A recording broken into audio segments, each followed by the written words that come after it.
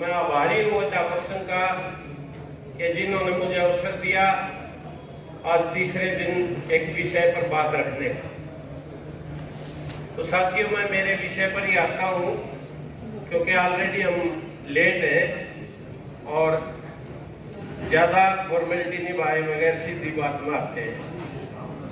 साथियों, जो संगठन है हिंदी में, अंग्रेजी में उसको अपन यूनियन भी कहते हैं और ये बिल्कुल आधुनिक समाज का शब्द है, ऐतिहासिक शब्द नहीं है पुराना। 400-500 साल पहले जब औद्योगिक क्रांति आई, उद्योग लगे, उसमें मजदूर और मालिक बने, तो जो मजदूरों के हक की लड़ाई बनी तो उनकी मजबूरी थी कि उन पर ताकत नहीं है, ना वो जमीन के मालिक है, ना वो फैक्ट्री के मालिक है, ना वो मशीनरी के मालिक है, ना कच्चे माल के मालिक है। वो केवल अपना श्रम बेच सकते थे शरीर का। तो उनकी एक ही जरूरत महसूस हुई कि भाई एक हो, हमारी ताकत यूनियन की, चाहे वो अध्यापकों की यूनियन है, चाहे मजदूरों की यूनियन है, चाहे किसानों की यूनियन है, उनकी एकता ही होती है। मालिकों के पास, प्रशासन के पास, सरकार के पास सारा सरकारी ढांचा होता है, सारी मशीनरी है, फौज है, पुलिस है, अफसर है और उनका एक वोट बैंक भी होता है। उनके पास इतनी ताकत से, उस ताकत से लड़ना होता है। हमारे पास ना फौज है, ना पुलिस है, ना अधिकारी है, ना ही कोई वोट बैंक है। हमारा जो जन समर्थन काम से बनता है, हमारा काम है शिक्षण। अगर हम अच्छी शिक्षा दे रहे हैं तो लोग ये कहेंगे भाई मास्टर जी बहुत बढ़िया है, और कुछ लोग लड़ाई में अपने साथ आते हैं फिर कि मास्टर जी ठीक है, सरकार गलत कर रही है। तो वहां से ये शब्द निकला है यूनियन। जब आप यूनियन में आए हैं तो कोई भी ऑर्गेनाइजेशन अपनी यूनियन है, और भी ऑर्गेनाइजेशन समाज में चलते हैं, उसके कुछ नियम, कायदे, कानून, कार्य प्रणाली होते हैं और उसको कट्ठे रूप में कहते हैं हम संविधान। हमारा भी एक संविधान है अध्यापक संघ का, और सारी कार्रवाई हम उसी के तहत करते हैं। लेकिन मानव का स्वभाव है, काम करते करते बहुत सी चीजों को वो जानते हुए भी भूल जाता है, रिमाइंड करानी पड़ती हैं चीजें। जो साथी पढ़े लिखे हैं उनकी पुनर्शिक्षा का प्रबंध करना पड़ता है, अदरवाइज हम चीजों को भूल जाते हैं। इसलिए बार बार उन चीजों को हम दोहराते हैं। यूनियन बनाने का, उसके नियमों का, वो सारा तजुर्बे से आता है अपने को। कोई पाठ्यक्रम नहीं है स्कूल में, कॉलेज में, यूनिवर्सिटी में कि यूनियन कैसे बनती है, कैसे चलाई जाती है, कैसे काम करती है। वो हमने ये 400-500 साल का जो तजुर्बा है उससे कुछ नियम बनाए और उन नियमों के आधार पर हम इसको चलाते हैं अपने संगठन को। संगठन की जो ताकत है वो ताकत है उसकी जनवादी कार्य प्रणाली में। कल बहन सिद्धू भी बोल के गई थी ऑर्गेनाइजेशन पे ही, और बड़े सटीक उदाहरण हमारे जीवन के उन्होंने दिए जनवादी कार्य प्रणाली के। एक शब्द जनतंत्र है और एक है जनवाद। अंग्रेजी में डेमोक्रेसी कहाँ पाएंगे? डेमोक्रेसी में लोक हिस्सेदारी का तो रखा गया है कि लोगों की हिस्सेदारी होगी, लेकिन लोगों की हिस्सेदारी के बावजूद भी उनके हित सुरक्षित रहेंगे कि नहीं रहेंगे ये गारंटी नहीं है। लेकिन जनवाद में ये गारंटी होती है जो उसके सदस्य हैं उनके भागीदारी के साथ साथ उनके हकों की भी गारंटी होती है। ये फर्क है, इसलिए हम जनवादी कार्य प्रणाली कहते हैं। जनवादी कार्य प्रणाली में सबसे पहले तो मास ऑर्गेनाइजेशन हमारी, जो भी स्कूल की चारदीवारी में नौकरी करता है, वो अध्यापक कैसा ही भी है, कच्चा है, पक्का है, एचकारण का है, गेस्ट है, वो सब मेंबर हो इसके, और उन मेंबर से हम चंदा कलेक्ट करते हैं, मेंबरशिप लेते हैं, उसका एक रजिस्टर हिसाब किताब रखते हैं। वो सिंगला जी ने यहाँ रखा है, मैं उस पर ज्यादा नहीं जाऊंगा। उसके बाद हर 3 साल में हम सम्मेलन करते हैं, और कार्रवाई भी है, बीच में मीटिंगें होती हैं, ब्लॉक की, जिलों की, स्टेट की, लेकिन मैं 3 साल की कॉन्फ्रेंस कर रहे हैं तो केवल इसी पर बोल रहा हूं। हम 3 साल में मिलते हैं, अपनी उपलब्धियों को, अपनी कमियों को दूर करने के लिए, और यूनियन में जो साथी बुजुर्ग हो जाते हैं, रिटायरमेंट के पास है, उनको रिप्लेस करते हैं नए खून से। संगठन में नया खून का संचार भी हो और पुराना अनुभव भी हो, दोनों का मेल चलता है, क्योंकि एक्सपीरियंस आदमी की भी जरूरत होती है। कई बार बहुत ऊर्जावान यंग साथियों को हाथ में कमान पकड़ा देते हैं तो एक्सीडेंट का डर रहता है, क्योंकि वो ज्यादा स्पीड से चीजों को चलाते हैं, और जिनका तजुर्बा है वो देखते हैं रास्ता टेढ़ा है, मेढ़ा है, ऊंचा है, नीचा है, उसके अनुसार वो काम करते हैं। तो हर 3 साल में अपनी नई कार्यकारिणी हम चुनते हैं। उस कार्यकारिणी की अपनी शुरुआत होती है, अपनी चुनाव अधिसूचना जारी होती है ब्लॉकों की, उसमें ऑडिट होता है पहले, जितनी मेंबरशिप चंदा फंदा, और ये अनिवार्य है कि ऑडिट के बगैर कोई चुनाव नहीं माना जाएगा, चाहे वो ब्लॉक है, चाहे जिला है, चाहे स्टेट है। तीनों स्तर पर हमारे ऑडिट हुए हैं। 1-2 कापियां रह गई, यहाँ मास्टर ने बताया है, हमारे कोषाध्यक्ष ने, सॉरी, वो रहनी नहीं चाहिए। ऑडिट के बाद ब्लॉक पर है डायरेक्ट चुनाव, जो भी हमारा सदस्य है वो सीधा वोटर है, वो कैंडिडेट भी बन सकता है। जिले में फिर प्रणाली उच्च कमेटी है, जिला स्टेट, वहां बदल जाती है, वहां डायरेक्ट वोटिंग नहीं है हर मेंबर की, वहां डेलीगेट सिस्टम है। 50 सदस्यों पर एक डेलीगेट जिला कमेटी का चुनाव करने के लिए आता है, और आपके जिले में जितने सदस्य बने उन 75 पर एक डेलीगेट यहाँ इस हाउस में आता है। आप उसी सिलेक्शन में यहाँ आए, और डेलीगेट का सिस्टम है मेंबरशिप के आधार पर। मान लो कहीं मेंबरशिप 1000 है तो 750 ला लो, आसान रहेगा, तो वहां से 10 डेलीगेट आएंगे।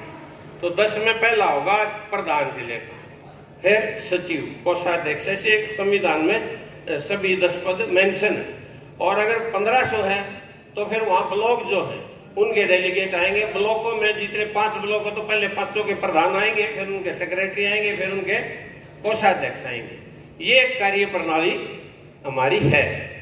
और बहुत प्रसिद्ध ट्रेड यूनियन नेता, स्वतंत्रता सेनानी बीटी रणदीवे ने कहा था कि यूनियन जो है ना, उसके सदस्यों के लिए एक घर और किले जैसी है। वो वहां आके अपने आप को बहुत सुरक्षित समझते हैं और बहुत सुकून महसूस करते हैं। वो संगठन के मंच पर अपनी बात बेझिझक और बड़े आत्मविश्वास से रख सकते हैं। सबको वहां बात कहने का हक होता है। जनवादी कार्य प्रणाली का ये है, वो आप करते हैं। कुछ मीटिंगें हैं, चाहे सम्मेलन है, हम सबको यहाँ मौका जिले की ताकत के अनुसार आपको रिपोर्ट को बोलने का दिया गया, उस रिपोर्ट का जवाब भी यहाँ दिया गया है। इसके साथ है थोड़ा जनवाद को हम समझ लें।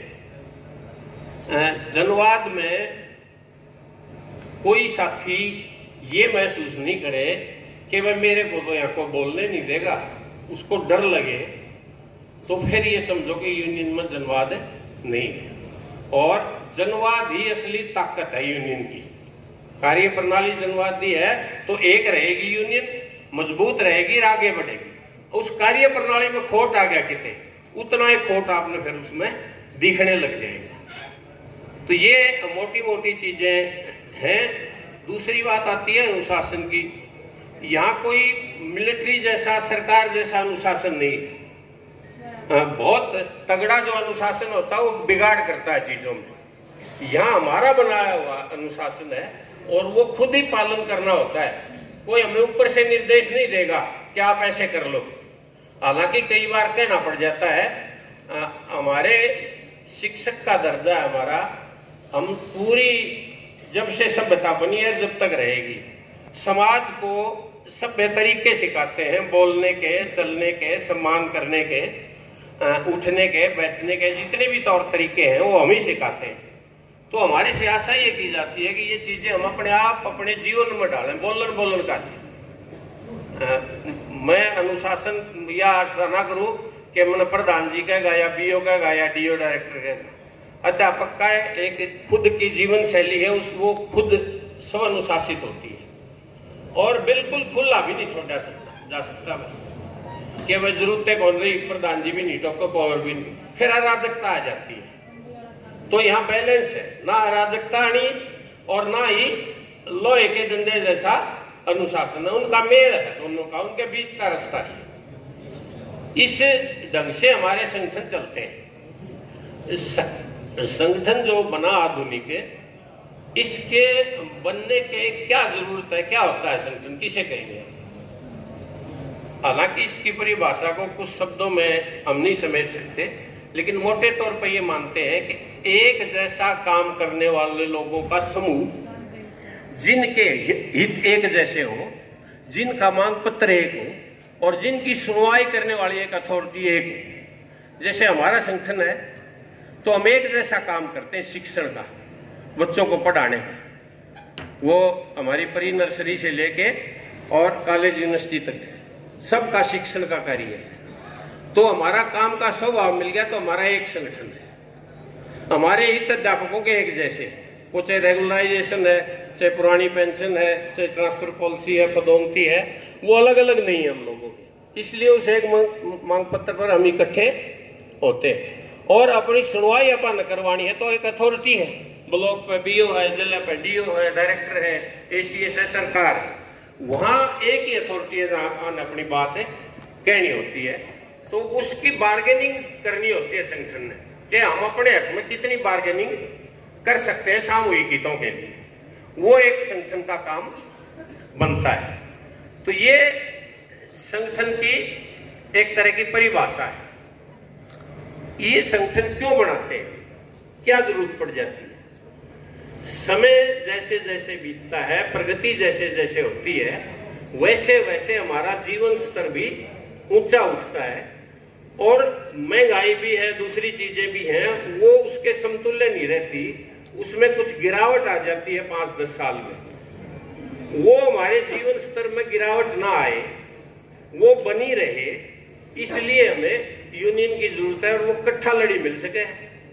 फॉर एग्जाम्पल, जब हम यूनियन में आए 85 में, तो हम साइकिलों पर मेंबरशिप करने जाते थे और कुछ जगह पैदल भी, जहां बसें नहीं जाती थी, साइकिल स्विकल का नाम।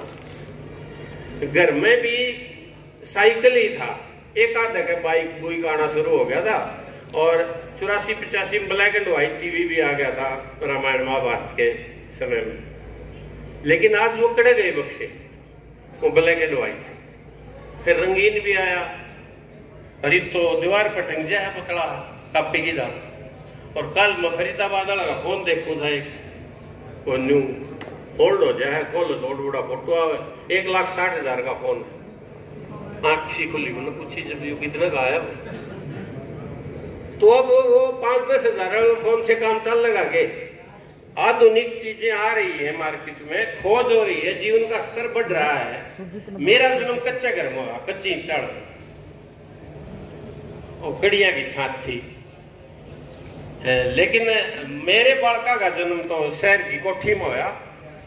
वो घर का कंसेप्ट बदल गया, गैल ने 200 पेरा के दुकड़िया साल, तो जीवन स्तर घर का भी बढ़ गया, घर में मिलने वाली सुविधाओं का भी बढ़ गया। फर्नीचर के भाग करता, खाट पीटे मोटा मोटा हो गया, अब लाखों का फर्नीचर आ जाता है।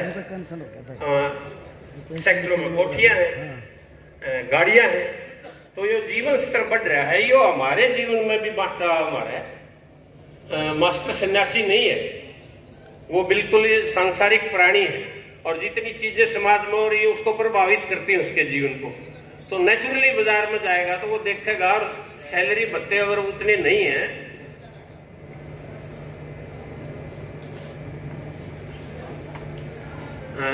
तो वो अगर पूर्ति नहीं करते तो इकट्ठे होकर लड़ते हैं। और उस लड़ाई का परिणाम है, बलबीर जी की याद है परसों बात मेरी, कि हम 839 में लागे शुरू में, मैं 985 में लाग गया, पहली तनख्वाह 3 अंक में थी, और रिटायर हुए तो 90,000 बेसिक थी। अब जितनी तनख्वाह मिली थी उससे कई गुना तो पेंशन है। तो जीवन स्तर के साथ ये चीजें बढ़ी। ये बढ़ी कैसे? जब आप लड़े इकट्ठे, आपने देखती गेस्ट टीचर अपने साथ है, उतने क्वालिफाइड है, क्या उनको अपने बराबर सैलरी भत्ते रिटायरमेंट बेनिफिट मिल रहे हैं? क्या उनको इतनी जरूरत को नहीं जितनी अपन है 80-90 हजार 1 लाख की, है ना?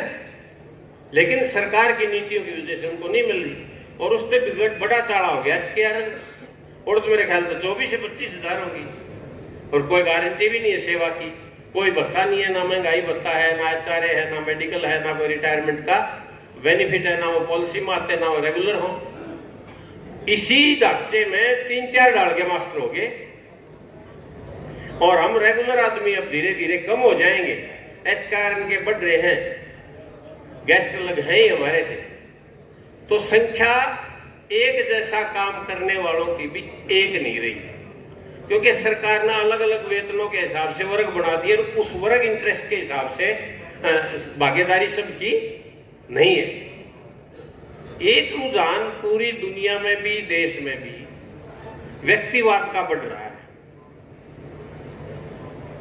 पहचान की राजनीति, वह अपना नाम होना चाहिए और नाम से उल्टा काम करके और से उल्टा काम करके हो, और उसका परिणाम है कि ट्रंप जैसे लोग दोबारा अमेरिका में आ गए। हमारी सरकार की चिंता कर रहे थे, महावीर जी को फिर आ गई। कठिन है समय तो, क्योंकि इस दौरान में पिछले कितने साल में पक्के नहीं हुए, कच्चे ही पड़े। हमारे गैस जब लगे थे 2005 से लेके अब तक, और आगे भी संभावना वैकेंसीज की बनी हुई है। तो बहुत अलग प्रकार के दौर से हम गुजर रहे हैं, उस सब को देखना है। वो जो व्यक्तिवादी रुझान है वहां फिर संगठन छोटा हो जाता है और व्यक्ति बड़ा हो जाता है, और सेल्फ इंटरेस्ट में जैसे ट्रंप कह रहा है अमेरिकन पहले, ये बाहर के लोग आगे, इनने हमारा रोजगार छीन लिया, इनको हम बाहर निकालेंगे। अपने यहाँ भी है, बांग्लादेशी आगे, फलाने आगे, CA ला रहे हैं, उनको बाहर निकालेंगे, नागरिकता को नए ढंग से परिभाषित करेंगे। ये सारी चीजें जो वर्तमान में संकट है ना, उसकी तरफ इशारा कर रही है। तो इन चीजों से हमें बहुत सावधान होकर चलने की जरूरत है। इसके साथ साथ साथियों, मैं थोड़ी ही बातें आपके बीच में और करना चाहता हूं। संगठनों में काम करते करते हम रूटीनाइज हो जाते हैं और एक आदत पाक जाए, और दूसरी क्या है कि हम पढ़ना लिखना छोड़ देते हैं। अब तो सब के जेब में या बैग में ये फोन आ गया, यो तो हमारा मास्टर है, यो हमारा गाइड है, यो हमारी जानकारी देता है। सिलेबस की किताब तो अपन छोड़ दी, घने घने साल हो गए, अनुभव हो गया, क्लास में खड़े हुए अपन बोलना शुरू करते हैं, वो चीजें याद है। लेकिन जमाना जैसे बदल रहा है वैसे हम नहीं बदल रहे। ऐड नहीं आती, कर लो दुनिया मुट्ठी में। पूरी दुनिया ने मुट्ठी में करना चाहते हैं, और वो मुट्ठी में करके आपकी कितनी ऐप है इसकी, इस फोन में हमें पता भी नहीं है। आपकी सारी जानकारियां जितनी आपने नहीं है उतनी मेटा वाला ने और ये व्हाट्सएप वाला ने, फेसबुक वाला ने, और सरकार ने पता आपके बारे में। आप कोई एक पसंद की चीज डालो, इस पे लाइक कर दो, उसी तरह की सैकड़ों चीजें आपके आनी शुरू हो जाएंगी फोन में। आर्टिफिशियल इंटेलिजेंस आ गई है, जो आपके घर तक, आपके बाथरूम तक, आपके बेडरूम तक जा रही है। आप जो इस पर बात करते हो ना, वो भी आपने तो नहीं ऑफ कर रखा है कि सुनता हो, ये उस समय भी सुनता है। आप बेसिक लाइक ना करो, घर में पति पत्नी के साथ, बेटा है बेटी के साथ बात करोगे, वैसे वैसे रुझान की चीजें इस पर आनी शुरू हो जाएंगी। और मुझे पता लगा, मेरे बेटे का नाम है स्वतंत्र विवेक। हम आमतौर पर या स्वतंत्र कहते हैं या विवेक कहते हैं, और बहू रानी ने कोई और नाम रख रखा है उन्हें प्यार का, वो हमें नहीं पता। वो जन्मदिन आया ना बेटे का, उस दिन इस फोन ने बताया, जन्मदिन की बधाई स्वतंत्र विवेक को ना देके जो बहू ने नाम काट रखा है उसने दे रहा है। मखाने को आज किसका जन्मदिन हो गया? बोला पापा मेरा है नाम। मखा हमने तो कौन दे रहे यार क्या। तो वो चैट सुनता है और उसी के अनुसार चीजों को ढाल रहा है। अपनी इतनी आंतरिक जानकारियां ये हमारे से ले रहा है हमारे निजी जीवन की। इसके साथ साथ स्मार्ट क्लासरूम आ गई, आपकी ट्रेनिंग हुआ है। बहुत नए नए लेक्चरर आपके एमटी बना रखे हैं जिनको विभाग की भी जानकारी नहीं, किसी ने साल हुआ, किसी ने 1.25 साल, 1.5 साल। वो क्या करते हैं, वो स्मार्ट क्लासरूम को टीवी चला के छोड़ देते हैं और आप देखते रहते हैं। उसमें क्या है सारा, वो नई शिक्षा नीति की बढ़ाई करते हैं। सरकार के जो कार्यक्रम हो, चाहे गीता महोत्सव हो, चाहे कोई और उनकी बढ़ाई करते हैं, उनको वो आपके दिमाग में धीरे धीरे 100 बार फीड करेंगे तो न्यू जचेगी ये प्रधान धर्मेंद्र, ये तो खाम खा के यार शिक्षा नीति पूरी है इसका योग। असली बात तो यह जो सारी हमारा है मिसाल भी बताने लगा है कि बोले हैं तो आप मैं असमंजस पैदा कर देंगे। मैं प्रधान की मानू, किस फोन की मानू, किस ट्रेनिंग की मानू, और कोई कार्यक्रम नहीं। आप करो सवाल करके देख लो, उनके पास जवाब नहीं है। यो प्रोग्राम दे रखा है, यो देख लो।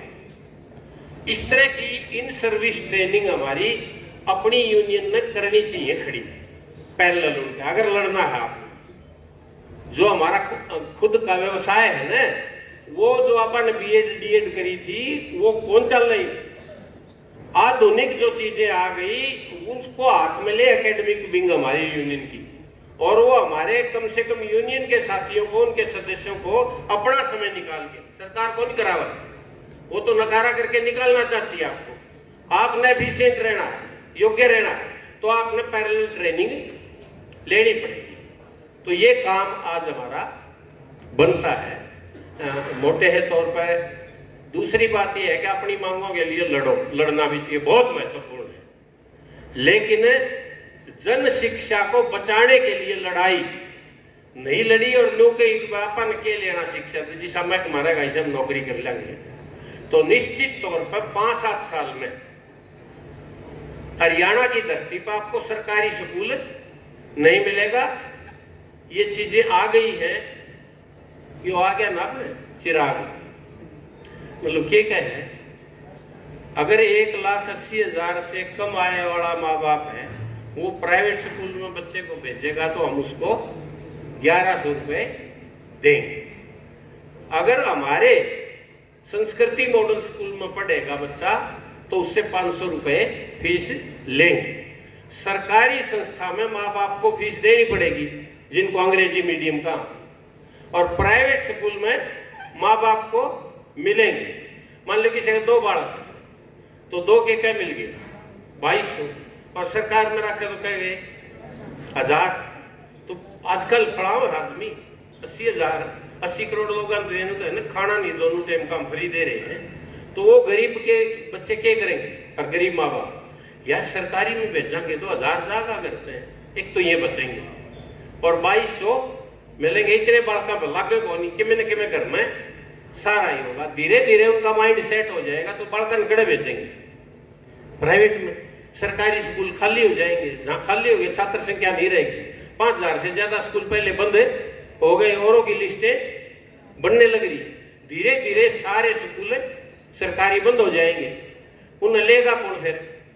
बड़ी प्राइम लोकेशन पे है सारे स्कूल। आप शहर में देख लो, गांव में जो धरती है, लैंड है, बहुत ही मुख्य जगह पे है और निगाहे हैं लैंड माफिया के ऊपर।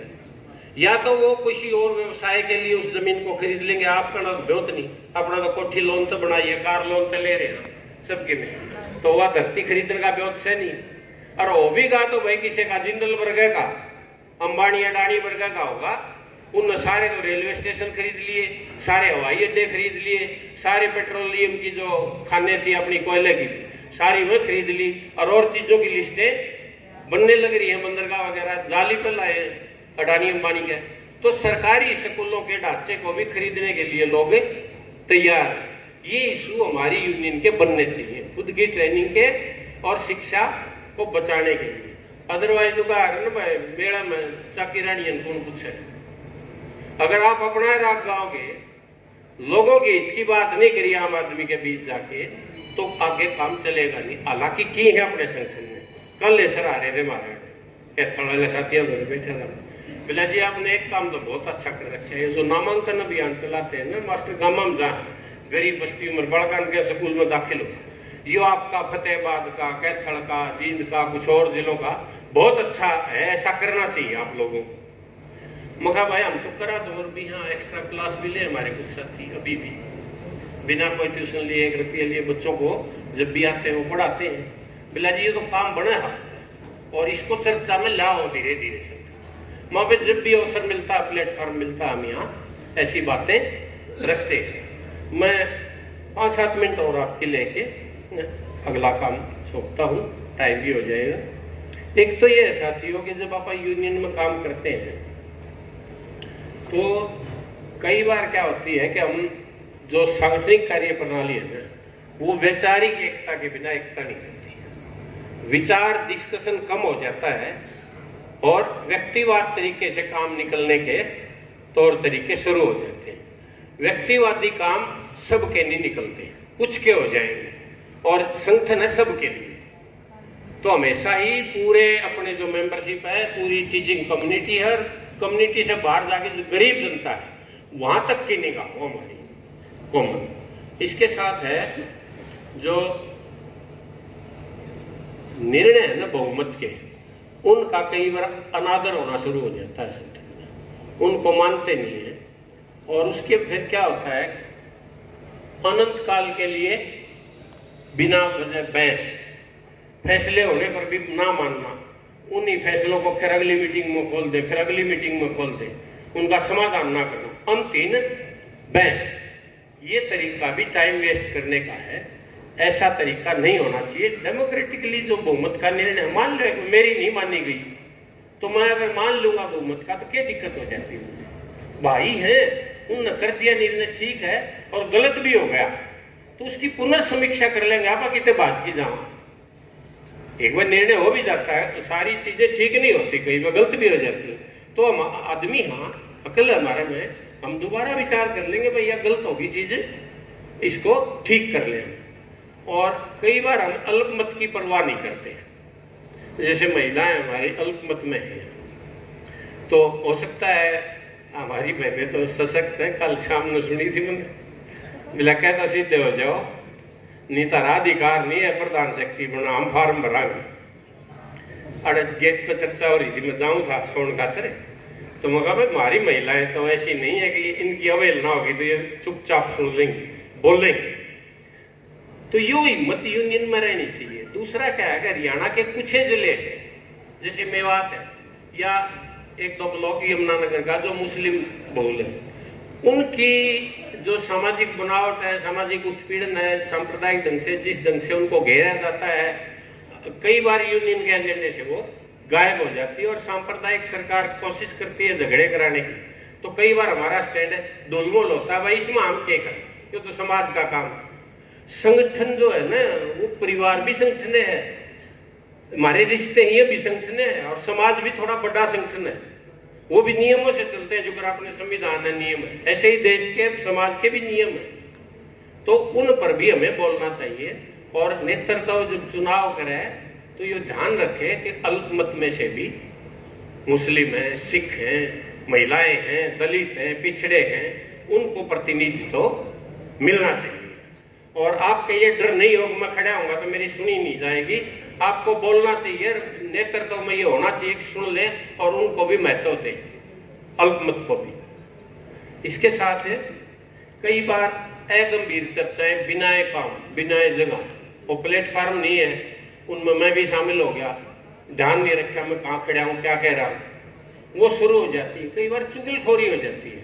चुगलखोरी क्या होता है, पीठ के पीछे बात करना कि मैं कहना तो अब भाई ये तो है में के हरियाणा के भारत के नागरिक, हम शामी काम, मैं क्यों डरू निर्मला से कि बात है तो इसके पीछे तक शामी नहीं कर।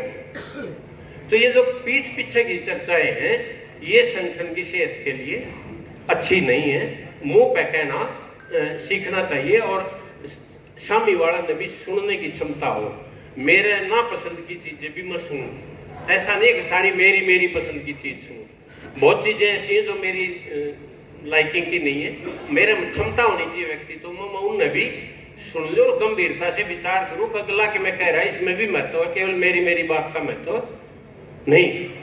इसके साथ ये है कि कई बार अपने साथी हावी होने की कोशिश करते हैं, वो तेज बोल के, गालियां दे के। हावी किस चीज से हो गया? जितना आपका सौम्य व्यक्तित्व होगा, जितने आप शांत होगे, जितने सभ्य तरीके से बोलोगे और जितने वैचारिक रूप से सशक्त होगे, लोग बिना आपके करड़ा बोली, बिना आपके धमकाए अपने आप बात मान लेंगे। अब मैं व्यक्तिगत प्रशंसा तो नहीं करता, लेकिन उदाहरण तो देने पड़े समझाने। बलबीर जी अपने पूर्व प्रधान, मेरे साथ हमने भी उनके साथ काम किया, हम भी रहे प्रधान। लेकिन वो जिस ढंग से, जिस लहजे से, जिस प्रेम से बात करते हैं, वो गुण मेरे को नहीं, और की तो मैं किसकी कहूं। तो हमें सीखना चाहिए बलबीर जैसे साथियों से। वो कह भी देते हैं और बड़े मीठे ढंग से कहते हैं उस बात को। तो ऐसा भी नहीं कह रहा मैं आप बोलो ना, लेकिन बोलने का एक अध्यापक के नाते एक तरीका है, वो बढ़िया बेहतरीन तरीका, अच्छी भाषा का तरीका हम अपनाएं। और कई बार लोग अपनी पसंद के लोग हैं, इस हाल में उसका कुछ को मैं पसंद करता हूँ, कुछ को ना, संभव है यार मेरे में। तो हम क्या करते हैं कि अपनी पसंद वाले की बात तो चाहे गलत में भी अच्छी लागे, और मन इनू लगा है भाई तो मेरा विरोध कर है ये आदमी, इसने तो उल्टी सुनानी है और मैं उसकी बात को महत्व नहीं दूं, ये गलत है। जो मेरी पसंद के लोग नहीं है, उनके विचारों को भी अगर मैं स्थान दूंगा तो मेरा स्थान अपने आप बढ़ जाएगा। अगर मैं उसकी बात का महत्व नहीं हो तो मेरा स्थान अपने आप घटता चला जाएगा। सारे नहीं तो कम से कम उनकी नजरों में जो मेरे विचारों से सहमत नहीं। यह मेरा उदाहरण तो मैं इसलिए दे रहा हूं कि समझ मार जाए, आप सब पे है, कोई भी है, इंडिविजुअल बहजी बैठे, साथी बैठे हैं, वो सभी इसका ध्यान रखें। और कई बच्चे हैं कि अपने नेतृत्व को या जच दिए नहीं कि यो दूसरा साथी भी के में काम कर लेगा, उसकी क्षमता पर विश्वास है। मैंने दो उदाहरण देखे, एक तो मैं ढूंढ लू कौन नाम जानदारी पकड़ ले मैंने, लेकिन दूसरे कौन रहा मैं, क्योंकि कल शाम ने मैंने बात कर ली उससे। कल अपना महिला सेशन चल रहा था और साथी बोले भाई संचालन कौन करे, तो 3-4 साथियों के नाम आए, मुकेश के, निशा के, अलका के, और तीनों से इनकारी होगी, बहनों से कोई कारण होंगे। अल्टीमेटली निर्मला का मशामी बैठा था, मेरे थोड़ी सी शंका हुई, निर्मला संचालन करती तो कौन देखी, कर लेगी कि नहीं। और जब समाज यहाँ संचालन किया, हमें क्या कमाल का संचालन किया है, मतलब अंडर एस्टिमेट करते हैं हम लोगों को। नए साथियों ने कमान दे के तो देखो, वो हो सकता है हमारे से भी योग्य हो। और फिर क्या है, फिर वो सारा बोझ लाद लिया आपा, और फिर लोग भाई मन्ना तो तड़के दर्शान थे फुर्सत है कौन, मैं तो सारी यूनियन में जीवन ला दिया, सुबह उठो और शाम ते ना मैं रिश्तेदारी हम जानता, ना मैं घराड़ा बात सुनता, सारे दिन थारा है काम करो। अरे ये 18-20 पद है, जिले में 10 पद है, ब्लॉक में 5-7, उनमें बांट की तो देखो काम है, एकला सारा सौदा बोझ ना खाओ। तो ये भी विश्वास पैदा करना चाहिए कि जो हमारे नए साथी हैं उनको हम जिम्मेवारियां दें, और अगर उनको दिक्कत आती है तो गाइड करें।